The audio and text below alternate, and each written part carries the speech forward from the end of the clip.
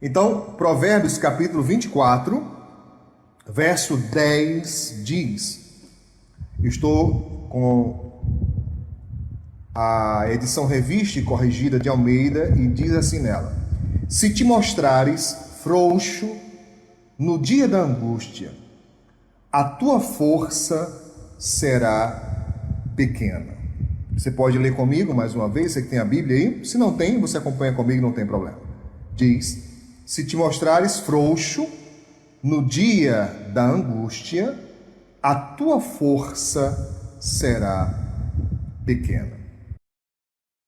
Irmãos, em outra versão, você vai encontrar essa mesma expressão dita da seguinte maneira: se te mostrares fraco no dia da angústia, então é que a tua força é pequena. A mensagem que eu quero trazer ao seu coração aqui nessa noite é mostrando força no dia da angústia. Bem, queridos, aqueles que acompanham o nosso trabalho têm observado que nesses últimos 15 dias eu tenho me esforçado muito para tentar incutir no coração do povo de Deus que nós temos que ter um discernimento muito especial nesse momento que a nossa nação, o nosso país e o mundo têm atravessado. Porque, de fato, queridos, não é uma coisa difícil de entender, mas para algumas pessoas difícil de praticar. O que, pastor? A pessoa se manter firme, ela saber que sim, estamos vivendo um momento que precisa da nossa parte haver um equilíbrio, uma equidade. Um equilíbrio, uma equidade muito grande.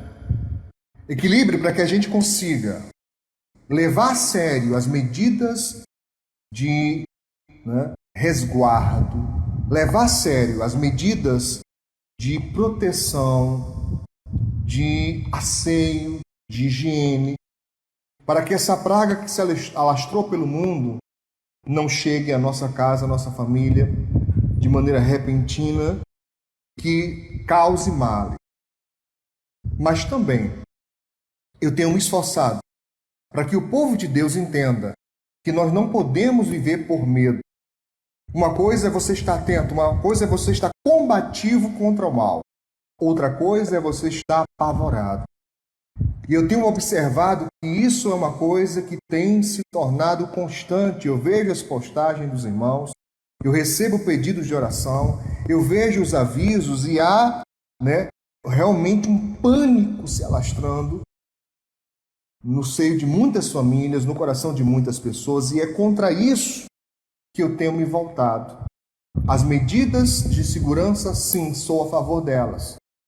Mas eu falo de um sentimento interno que muita gente está vivenciando de maneira errada, Um medo, um pavor da morte, do mal, e isso não é correto. Então o texto é claro: se no dia da angústia, se no dia do problema, se no dia da dificuldade você se mostra fraco ou frouxo, como é o termo que eu tenho aqui na Bíblia, então a tua força é pequena. Eu peguei de maneira etimológica, peguei a raiz dessa palavra na língua portuguesa, o que ela indica, o que significa estar frouxo, ou ser frouxo. E eu peguei duas coisas muito interessantes que eu gostaria de compartilhar com você. Pelo menos, tinha outras, mas pelo menos aqui para nós hoje, duas delas são muito importantes. Essa expressão frouxo, ou afrouxado, é muito interessante. Tá? Eu queria começar, porque algumas pessoas têm na sua Bíblia, ao invés da expressão frouxo, a expressão fraco. E eu queria começar por ela: se te mostrares fraco. Tá? Ninguém, irmãos, tem o poder de nos fazer ou pegar a nossa imagem, e nos fazer de fracos. Ninguém tem o poder de definir isso. Eu não acredito. Eu já contei na igreja algumas vezes que, na minha juventude, eu tive várias experiências de pessoas que duvidaram de mim. De pessoas que chegaram literalmente a dizer que eu não seria nada e nem ninguém. que eu nunca iria crescer na vida, que eu não seria ninguém. Mas eu acreditei, meu irmão, em duas coisas importantes. Primeiro, no Deus que eu sirvo, que é acima de tudo e qualquer coisa, e é Ele quem planejou o melhor para mim. A segunda coisa é que eu acreditei em mim mesmo. Porque não adianta você dizer que acredita em Deus e você não acredita em você, no seu próprio potencial. Você já ouviu essa palavra, potencial? O que ela significa? Ela significa um poder escondido. Ela está dentro de nós, é um poder escondido dentro de nós. Você sabia, meu amado, que na criação, o Senhor Deus, Ele desenhou, Ele formulou uma lei chamada lei da semeadura. Eu falei desenhou porque eu estava lembrando, né, da criação, e eu tenho essa imagem minha, é particular, não é teológica, não é bíblica, é apenas minha, né? Deus desenhando, né, as nuvens, Deus desenhando as flores, é uma imaginação minha só. Mas Ele formulou uma lei, tá? E estabeleceu uma lei, que é a lei da semeadura. Você já observou que toda a criação de Deus, ela se processa dentro de sementes. Quando você olha, por exemplo, lá em Gênesis, nos primeiros capítulos onde fala da criação, quando Deus cria as árvores, Ele diz que elas tenham fruto, e dentro desse fruto que tenha a semente. A semente, meu irmão, ela guarda o que vai se tornar, o que vai ser. Por que Deus criou o homem e quando foi criar Eva, não formou mais do pó da terra como Adão sim tinha sido formado? Por que Deus tira a mulher, segundo a criação, de uma costela de Adão? Porque Adão já tinha em si o potencial da sua raça. Toda árvore, toda planta tem em si própria o seu próprio futuro. E é isso que nós chamamos de potencial. É esse poder escondido, é essa, sabe, força escondida, aquilo que você nasceu para ser. Então, a pessoa que entende isso, em primeiro lugar, ela não permite, ela não aceita que ninguém determine até onde ela vai chegar. Não importa a opinião das pessoas, não importa a determinação das pessoas no sentido de delimitar até onde você vai chegar. Você vai chegar até onde você acredita, meu irmão. Você vai chegar até onde você luta para chegar, até onde você batalha para chegar. Estou falando de esforço. Eu estou falando, sabe, de você acreditar e você empenhar e você investir em tempo, em estudo, em trabalho. E é isso que delimita até onde você chega e não as pessoas. Então aqui a Bíblia Sagrada é muito clara. Quando ela diz, se você se mostra frouxo, fraco no dia da angústia, a tua força é pequena. E eu queria citar para você aqui, eu separei nas minhas anotações, algumas coisas que eu queria compartilhar. Tá? Quando as pessoas se mostram fracas, porque ele diz, você se mostra, né? Se te mostrares frouxo no dia da angústia, a tua força é pequena. Eu queria te perguntar, quando as pessoas se mostram fracas, né?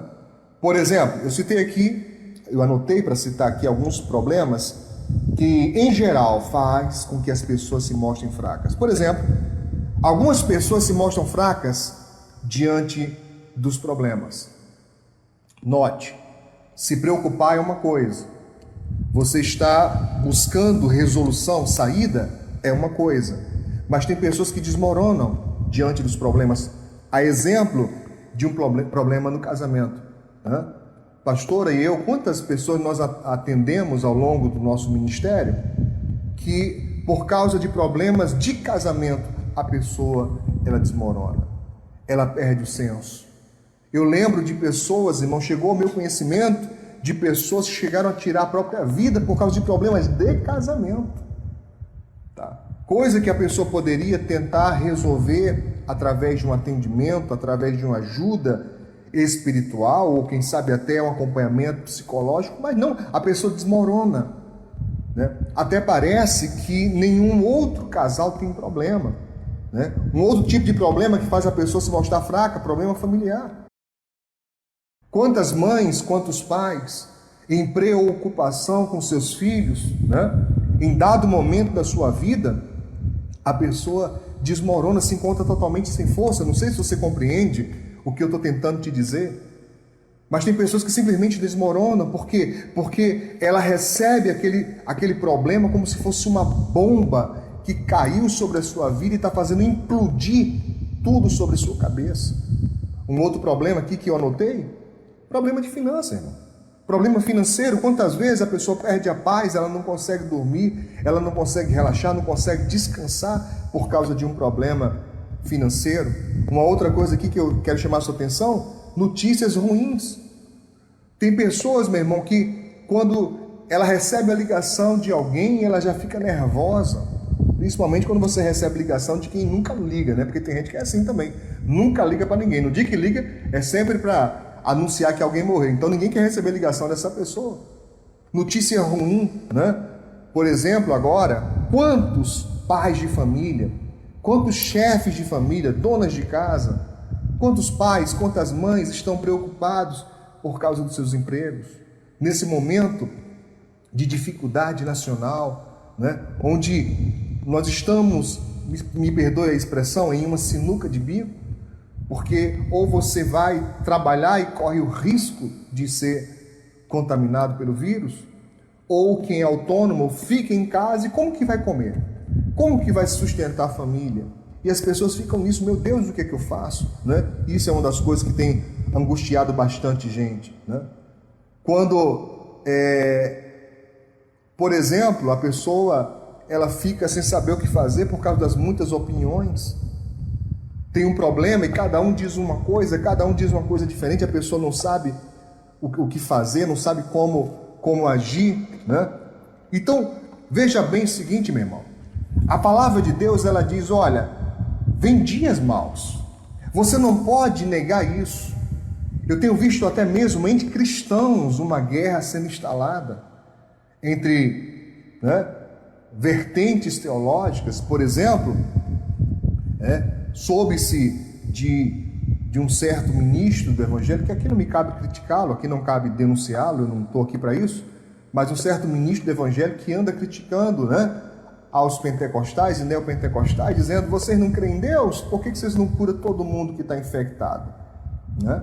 E aqui eu não quero fazer juízo de valor, eu sou pentecostal, tá? Eu creio no poder de Deus, eu creio em cura divina, mas isso segue, né? Segue uma ordem, é aquele que crê.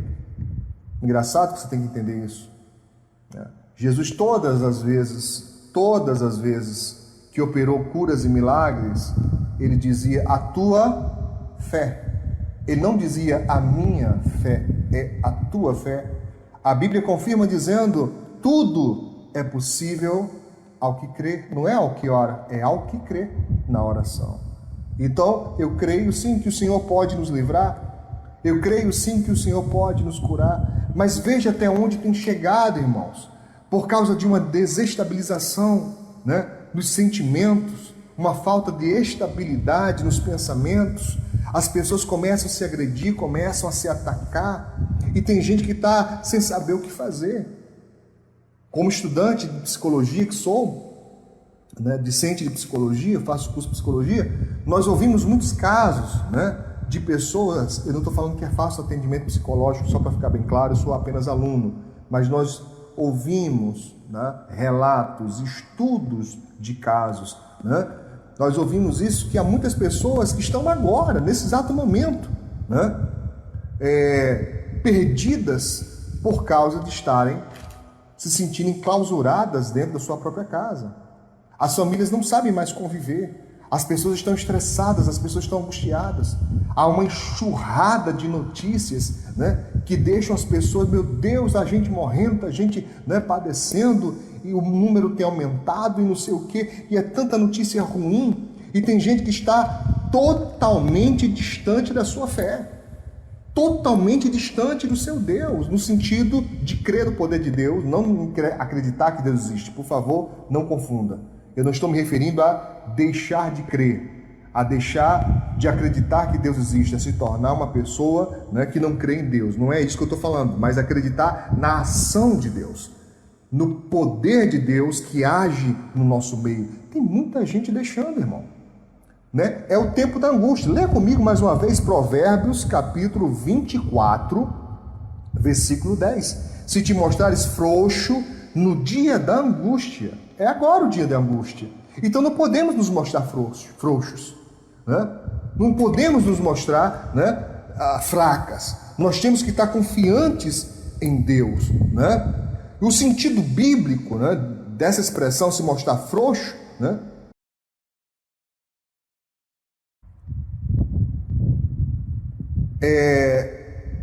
pode ser dito também aquilo que não está ajustado dentro de você, aquilo que você não retém. Da mesma forma que de maneira biológica, a frouxidão pode ser comparada a uma diarreia, no sentido espiritual, essa frouxidão significa não consigo reter o alimento, o sólido alimento, a palavra de Deus. Tem gente que não retém. Se você falar assim, você crê em Deus? Ah, eu creio. Peraí, o que significa para você crer em Deus? Ah, eu acredito que Deus existe. Não é a mesma coisa. Crer no poder de Deus, eu creio na ação de Deus. Então, se você crê na ação de Deus, você crê na palavra de Deus. Se você crê na palavra de Deus, ela precisa fazer parte da sua vida, meu irmão. E essa é a hora. É muito fácil crer em Deus quando as coisas estão bem. É muito fácil você dar glória a Deus quando as coisas estão bem ajustadas, quando as coisas estão ocorrendo de acordo com o seu planejamento. Mas essa, meu irmão, minha irmã, é a hora de você demonstrar sua fé. Essa é a hora de você acreditar. Note, nós aqui da Assembleia Mundial Evangélica, nós da AME, estamos obedecendo às determinações que nos chegaram, né, das autoridades. Não estamos tendo cultos presenciais. Eu tenho pessoas de grupo de risco. Estamos preservando essas pessoas. Não tenho, né? Eu tenho pedido para elas, olha, quem pode, fique em casa. Quem tem que trabalhar, vai confiando em Deus. Tome todos os cuidados devidos, tá? Nós estamos fazendo a nossa parte. Mas uma coisa é você se adequar ao momento. Outra coisa, certo? É você permitir que isso molde até mesmo a sua forma de expressão de fé. Onde está a palavra? A palavra tem que estar dentro do seu coração, meu irmão. É o momento da angústia? É o momento da angústia. Mas eu não posso me mostrar fraco. Por quê? Porque a minha força será pequena. Será pequena, tá? Eu posso dizer para você, eu sou do grupo de risco. Então, meu Deus do céu, eu não vou nem pôr os pés lá da rua, de fora, porque senão, misericórdia vai me atingir e a minha família, o que será? Se você parte desse princípio, meu irmão, você começa, atenção, isso que eu vou falar agora, se você não lê a Bíblia, se você não acredita em Deus, você vai ter dificuldade de entender. Mas eu espero que o Espírito Santo nos ajude, tá? Isso que eu vou falar agora. Amém? Espero que você compreenda em nome do Senhor Jesus de Nazaré. Olhe bem, quando eu digo, eu creio em Deus, eu acredito em Deus, isso não é viver em utopia, não é você fazer as coisas sem nexo, sem lógica, mas é você ter dentro de você uma certeza. Por isso que eu preciso que você preste atenção. Eu poderia pensar, meu Deus, se eu morrer, o que vai ser da minha família? O que vai ser do meu ministério? Então eu deixaria de viver por fé e passaria a viver por medo. E quando eu faço essa inversão, porque só existe um paralelo da fé, só um, o medo. O medo é o exato paralelo da fé, o seu contrário, o seu antagônico. Quando um deles entra, o outro sai do coração. Os dois não coadunam. Eles não têm aliança, não têm anelo nenhum. Então eu tenho que fazer uma força, sabe, de perseverança, para manter a minha vida alicerçada na fé. E o que significa dizer, pastor? Nós vamos atravessar esse momento. Vai dar certo. Mas para dar certo, pastor, eu preciso reter a palavra. Eu não posso permitir que esse alimento, ele evacue, ele escape. Eu não posso permitir que a frouxidão tome essa força. Olha o versículo. Se te mostrares frouxo no dia da angústia, a tua força vai ser pequena, você vai ficar sem força nenhuma. E é assim que muita gente tem vivido, né? Sem força nenhuma, só medo, só medo, só medo. O dia inteiro pensamento de medo, o dia inteiro pensamento de morte. Isso está errado, meu irmão. Nós temos que confiar em Deus, em Deus. Se você crê em Deus, a palavra de Deus é alimento para você. Talvez agora mesmo, nesse exato momento, algumas pessoas estão ouvindo o que eu estou falando e estão dizendo, amém, pastor. É isso mesmo, pastor. Oh, glória a Deus, pastor. Então, meu irmão, só que você tem que manter essa palavra no seu coração, ela não pode escapar de você amanhã. Você tem que lembrar, quando o medo quiser vir, quando o medo quiser tomar conta de você, você tem que dizer, não, peraí, eu creio em Deus. Eu vou tomar os devidos cuidados, porque crer em Deus, repito, não é viver em utopia. Eu tenho visto muita gente sem lógica, viu? Tem até uns aí, pastor, que eu não vou nem dizer, viu? Não vou nem dizer, tá? Alguns irmãozinhos aí que estão dizendo, não, isso aí é besteira, não precisa disso tudo, não precisa de álcool, não precisa de lavar a mão e não sei o quê, o Senhor me protege. Não, senhor, viu, meu irmãozinho? Ei, escuta, o pastor está falando aqui com você. Não é assim que funciona a coisa, não, viu? Jesus deixou bem claro isso a João Batista, nos convém cumprir toda a justiça. Significa obedecer à lei. A lei, obedecer às ordenanças. O único momento onde eu faço uma escolha entre obedecer à lei dos homens e a lei de Deus é quando a lei dos homens me obriga a ir contra a lei de Deus. Aí eu faço uma escolha bem clara. A escolha é bem lógica. Eu fico com Deus. Por quê? Porque a própria Bíblia diz, antes importa obedecer a Deus do que aos homens. Mas não tem nenhum mandamento, meu irmão, de Deus proibindo lavar a mão, não, viu? Tem não, viu, filho? Tem mandamento mandando lavar a mão. Não tem proibindo. Ter cuidado, ter asseio, ter cuidado com o templo de Deus que somos nós mesmos. Você está pensando que a igreja é aquelas 4 paredes físicas? São não, filhinho. A igreja somos nós e você tem que ter cuidado, zelo com a igreja, zelo com o templo de Deus, tá? Jesus, certa vez, ele ficou zangado, irado, porque estava tendo, né, as pessoas que vendiam no templo, que faziam comércio no templo, e diz a Bíblia que ele expulsou todos, até com chicote, e diz a palavra de Deus que foi embasado na profecia do profeta, que diz, o zelo pela tua casa me consumirá.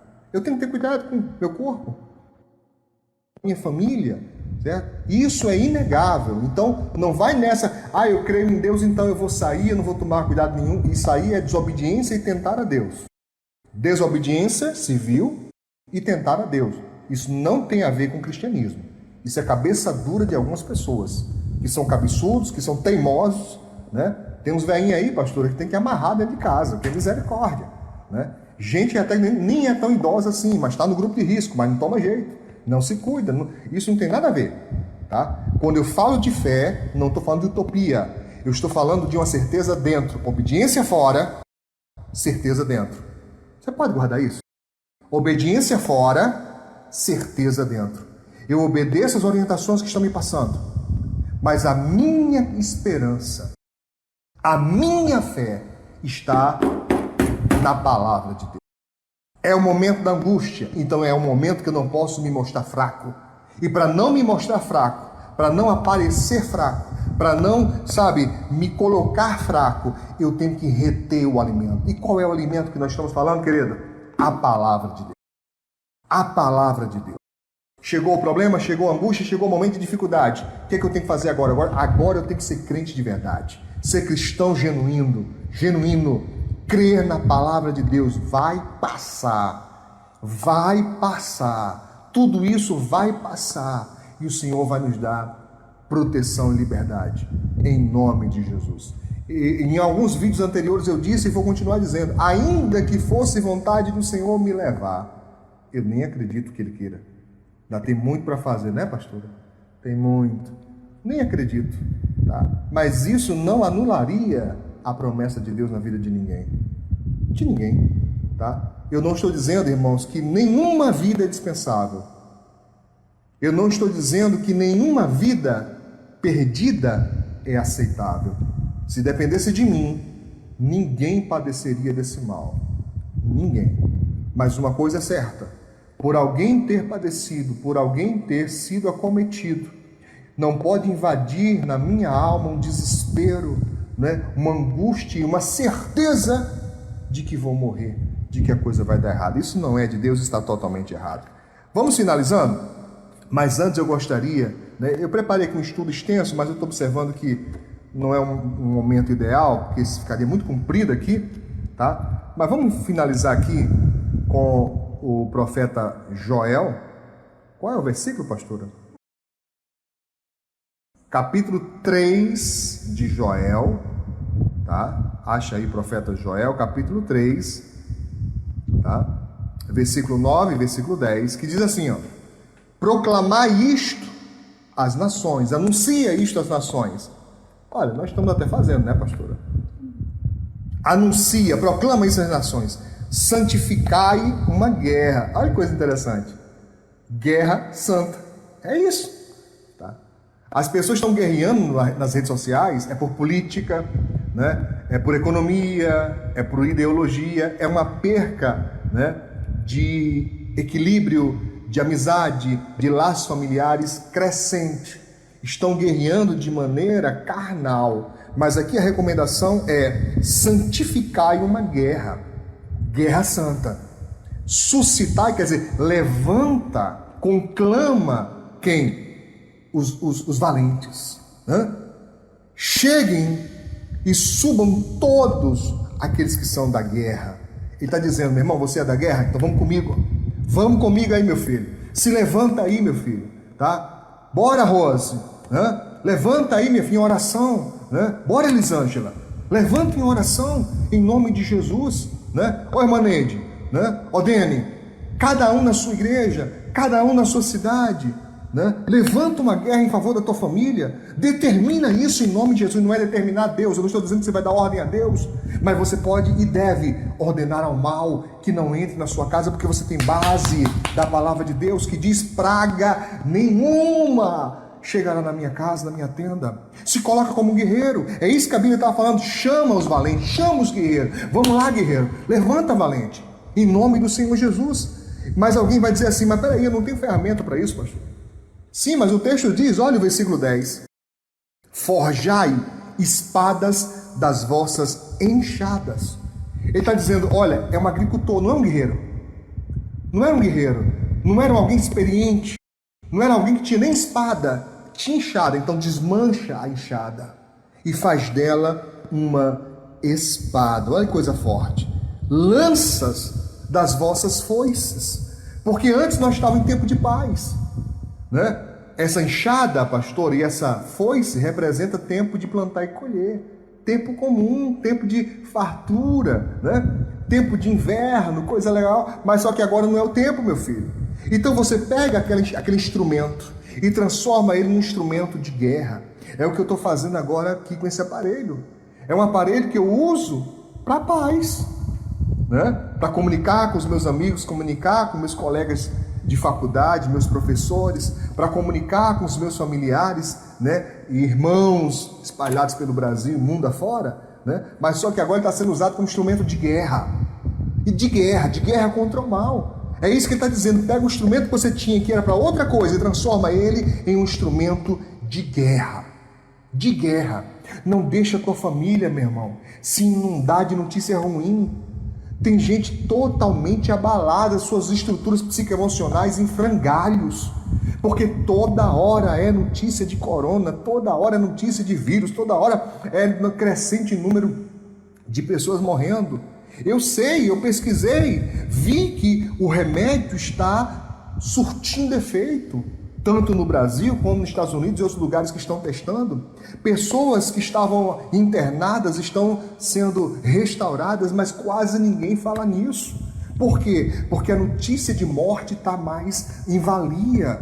E você não pode permitir, não permita isso. Né? Não é ficar alienado do mundo, não é isso que estou pregando.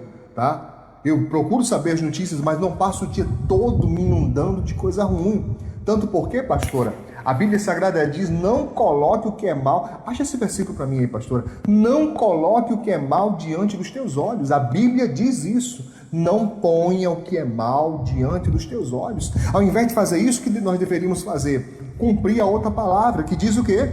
Tudo que é bom, tudo que é de boa fama. Se há algum louvor, se há alguma virtude, nisso pensai. É nisso que eu tenho que pensar, em Deus, na palavra de Deus. Vai dar certo, em nome de Jesus. Amém? E eu vou terminar o versículo 10, que é poderoso. Salmo 101, versículo 3. O que é que diz, pastora? Não ponha diante dos seus olhos o que é mal. Tá aí, não faça isso, tá? Versículo 10, então, Joel capítulo 3, versículo 10 diz, né, finalzinho, a parte B do versículo, né, depois de você transformar a sua enxada em espada, depois de você transformar a sua foice em lança, ele diz, diga o fraco, e diga o fraco, eu sou forte. Ah, meu irmão, você deveria dizer isso aí na sua casa. Pastor, mas peraí, diga o fraco, a Bíblia está reconhecendo que existem pessoas fracas? Sim. Sim, alguns pregadores têm problema de dizer isso, mas eu não tenho. Sim. Para algumas questões nós somos fracos. Né? Toda pessoa é assim. Ninguém é forte 100% em tudo. Por exemplo, tem pessoas que têm facilidade tremenda para ligar, fazer ligações, resolver problemas bancários, problemas de boletos, negociações. Tem outras pessoas que não têm o mínimo, sabe, nem de paciência, nem de saco, nem de não gosta dessas coisas. É fraco para essas coisas. Tem gente que é forte para negociar. Meu irmão, tem gente que consegue vender gelo para esquimó. Tem outra pessoa que pode ter o melhor produto do mundo e a pessoa não consegue vender porque ela é fraca para aquilo. Tem gente que consegue trabalhar sob pressão. Esses dias agora, eu estava tendo uma experiência muito interessante, né? Vendo lá como é que funciona o trabalho de telemarketing, né? Um trabalho sob pressão constante, a pessoa tem que fazer multifunções, atende, verifica problema, não sei o quê. Eu falei, meu Deus, que trabalho interessantíssimo, mas não é todo mundo que se dá com ele. Porque para algumas pessoas é interessante, é legal, é fácil, para outras pessoas é um problema, sabe, é uma pressão, a pessoa não consegue. Tá? E isso não é demérito, isso não diz contra você, é apenas o seu jeito de ser. Então, para algumas coisas, sim, nós somos fracos, mas a Bíblia vai além, olha isso, ela reconhece nossa condição natural, mas ela diz só que isso aí não define você ainda. Lembra do potencial? Lembra que é um poder escondido que está dentro? É disso que ele está falando. Diga o fraco, olha o texto, eu sou forte, eu sou forte. Mas peraí, pastor, então há uma incongruência, porque eu estou dizendo uma coisa que não sou. Não, isso é profetizar. Isso vai além da compreensão natural e humana. Por isso que eu falei, tem pessoas que não iriam entender, porque parece que não tem lógica. Eu sou fraco e digo que sou forte, sim. Há notícias e relatos, tá? Isso eu estou falando de ciência agora. Há notícias e relatos de pessoas com doenças gravíssimas, como por exemplo o câncer, que através da sua fé em Deus combateram e venceram. Acredite quem quiser, mas há relatos e muitos relatos. Ou seja, um decreto de morte. Ouvir que está com câncer é um decreto de morte. Para muita gente é. Para outras pessoas não. É uma declaração de guerra. Daquele momento em diante a pessoa fala assim, vou vencer essa praga. E é coisa interessantíssima, viu, irmão? Muito interessante, porque nós, quando ouvimos que alguém ficou curado de câncer, nós normalmente ouvimos de maneira diferente. Ouvimos assim, ó, venceu o câncer. Fulano venceu o câncer, porque é sim uma guerra. Porque a pessoa determinou dentro de si, eu vou vencer esse negócio. Então quero te chamar a levantar essa guerra santa. Meu irmão, não seja fraco no dia da angústia. Não te mostre fraco, mas diga, eu sou forte. Eu vou vencer em nome de Jesus. Olha, meu irmão, eu estou sabendo até de pessoas, pastora, é sério, tem gente que com uma gripe agora, gripe, eu tenho sintoma de gripe, ai meu Deus, ai eu estou tossindo, ai eu estou espirrando, ai meu Deus, será que... Meu irmão, para com isso. Não declara coisa ruim para a sua vida, não, meu filho. Para com isso em nome de Jesus. Ainda que você esteja, atenção, ainda que você esteja contaminado com esse vírus. E eu vou abrir um adendo aqui, perigosíssimo para alguém que é pregador, mas eu vou abrir um adendo aqui, tá?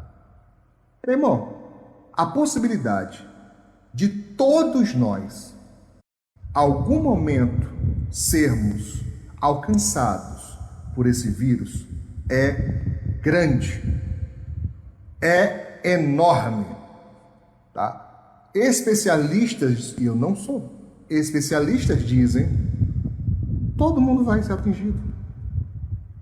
Mas por que essa palavra tanto te angustia? Por quê? Porque você assimilou que ser contaminado com esse vírus é decreto de morte. Não é.